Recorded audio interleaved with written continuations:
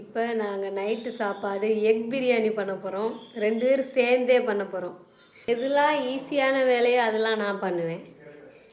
எதுக்கு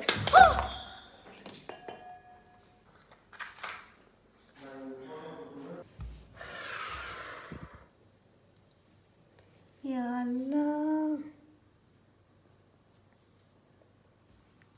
4 முட்டை எடுத்துடல கைஸ், 1 தவறி விழுந்துருச்சு. Egg biryani cancel. மடி என்னைய நானே சப்பு சப்புன்னு வட்டிக்க போகிறேம்மா. எல்லாம் அங்கே ஃபோன் பேசிக்கிட்டு இருக்காங்க, அதனால எதுவும் தெரியல.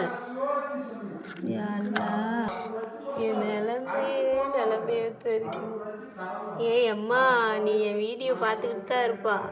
உனக்கு உன் வேலை தான் உனக்கு முக்கியம். இங்கே பாரு நான் எவ்வளோ கஷ்டப்படுறேன்னு. வாந்தானே சொல்கிறேன் உன்னை என் வீட்டுக்கு. எனக்கு இப்போ சமைக்க முடியலம்மா, என்னன்னே தெரியல. ஃபோன் பேசிக்கிட்டு இருக்காங்க, இல்லைன்னா எனக்கு இப்போ திட்டு விழும்பாக்கணும். இருந்ததே 4 முட்டை, அதுலேயும் 2 உடஞ்சிருச்சு. தொடச்சிட்டம்மா.